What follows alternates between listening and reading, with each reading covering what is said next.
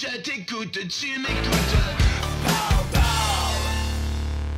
Tu peux, les yeux fermés, dire la différence entre un Airbus et un Boeing. Tu as 200 avions à l'échelle 1-200, qu'on dit. Comment ça fait que tu ne travailles pas en aviation? C'est parce que j'ai raté tout simplement ma carrière complètement. Je suis allé passer l'examen d'entrée pour devenir contrôleur aérien. Tu parles anglais. Non, je parle... Ça, l'anglais, ça allait. Ça allait, oui. Mais le test, c'était d'être capable de gérer 3, 4, 5 situations en même temps. Et j'ai craché complètement, mais c'est le cas de le dire.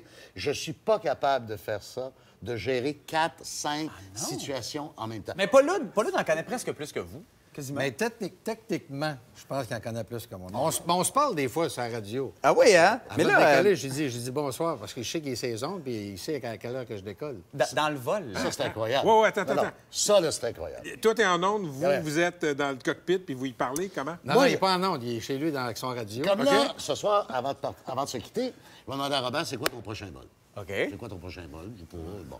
Alors, ils vont me dire, je suis sur TS 266. Mettons, un exemple. Alors, moi, je sais qu'il va faire, mettons, je sais pas, Montréal-Puerto Vallarta, sur son Airbus 330. Telle date, telle heure. Ouais.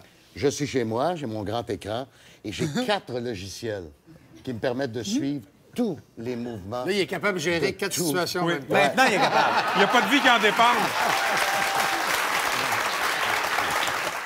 Pourquoi est-ce qu'il méritait un livre, Gérald Galland? Parce qu'il y a des notions dans ce personnage-là qui sont internationales, qui sont intemporelles et qui nous amènent dans des lieux qui sont assez communs pour les tueurs à gages, mais pas du tout communs pour le grand public. Gérald Galland, là, on pourrait dire que c'est une petite personne. Il a une petite existence dans une petite ville. Il demeurait à Donnacona. Jamais son voisin s'est douté de quoi que ce soit.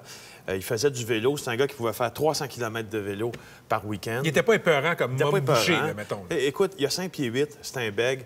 Il pèse 160 livres. C'est pas Maurice Boucher, Gérald Galland, là.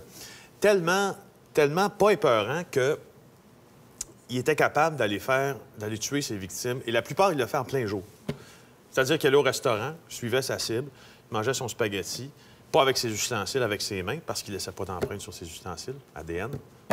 Et sa victime se présentait dans le restaurant, puis il ouvrait le feu devant tout le monde. Et là, j'imagine que ton foyer est rempli de Gémeaux, mais ma grand-mère se pose une question bien simple que tu as rencontrée. Que j'ai rencontrée, oui. T'aimais où, ces Gémeaux-là? Bien, je vais te le dire. Non, je l'avoue. Dans mon sous-sol, parce que je l'assumerais pas. Les artistes aussi, tous les trophées. Oui. J'ai comme... Tu sais, une espèce de bibliothèque, mais pas de fond, là. Alors, pas de fond? Ben, tu sais, tu comprends...